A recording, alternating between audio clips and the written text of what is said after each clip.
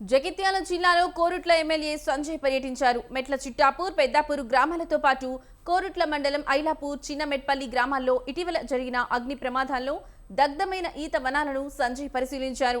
అగ్ని ప్రమాదంలో నష్టపోయిన బాధితులతో సంజయ్ మాట్లాడారు. ఎన్నో ఏళ్ల నుంచి శ్రమతో పెంచుకున్న ఈత చెట్లు అగ్నికి ఆహుతి కావడం బాధాకరమని, ఈ ఘటన వల్ల గౌడ కుటుంబాలు తీవ్రంగా నష్టపోయాయని అన్నారు. ప్రభుత్వ పరంగా సహాయాన్ని అందించేలా అధికారులతో మాట్లాడి చర్యలు తీసుకుంటామని ఎమ్మెల్యే సంజయ్ హామీ ఇచ్చారు.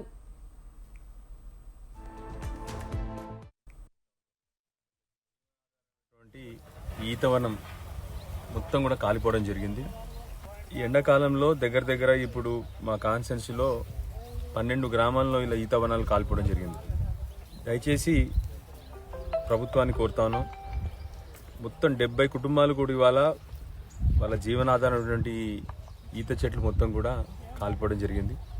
ప్రభుత్వాన్ని దయచేసి విన్నవించుకుంటా ఉన్నాము.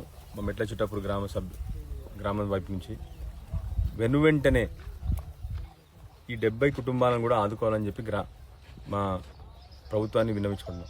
ఆ రోజు కేసీఆర్ గారు ఉన్నప్పుడు గౌడనల కోసం మొత్తం ట్యాక్స్ తీసేసి, మాయావరి తీసేసి ఆ రోజు గౌడనలను ఆదుకున్నారు.